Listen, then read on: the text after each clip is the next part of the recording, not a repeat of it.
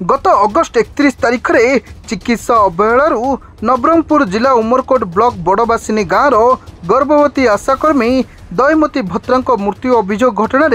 चिकित्सा अवहेला करथिबा डाक्टर सागरिका स्वाई को गिरफ दाबी सह 5 दफा दाबी नहीं जिला आशाकर्मी संघ तरफ जिला मुख्य चिकित्सा अधिकारी कार्यालय सम्मुख में विक्षोभ प्रदर्शन करा जायछि।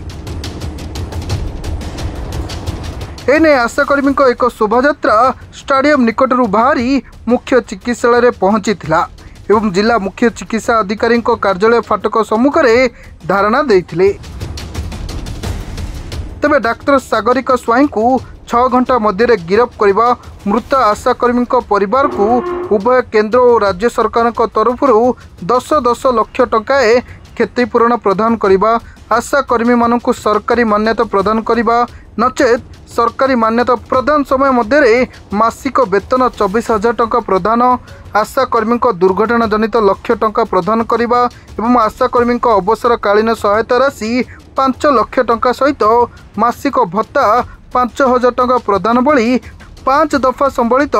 दाबी नहीं जिला आशाकर्मी संघर शह कर्मकर्ता जिला मुख्य चिकित्सालय पहुंची जिला मुख्य चिकित्सा अधिकारी जरिया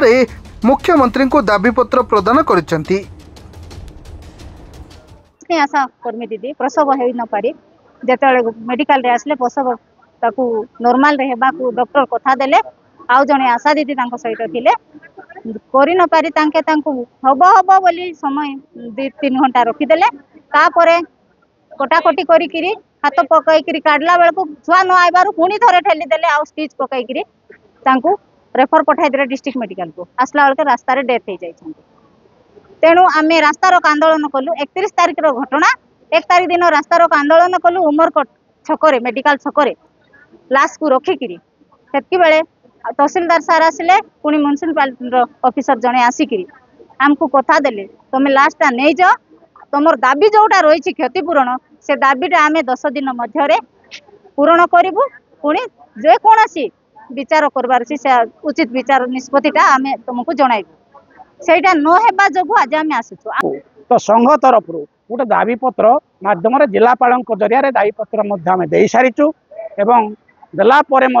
आज पर्यंत कौन कार्यानुष्ठान ग्रहण करा जाए नाही से ताकू गिरफ करा जाए नाही तो ट्रांसफर करा जाए नहीं किछि माने कार्यानुष्ठान ग्रहण करा जाए जेहेतु आम आज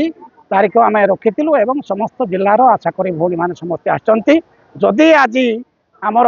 ये दाबी जदि पूरण करेंगे ना कि कौन सी माने उपठु जदि माने डायरेक्टर किंबा कमिशनर कि माने काठू जदि कथा आसीबो ना आम सीधा माने सीडीएम को जनइबू जदि आसीबो ना कि कौन सी लिखित आकार आमको न दियंती ताहले पुणी टोटाली जिलार कार्य बंद आंदोलन आम करने को बाध्य। नवरंगपुर बुलुबाड़ी तारा प्रसाद पाणिग्राही रिपोर्ट सरकार न्यूज।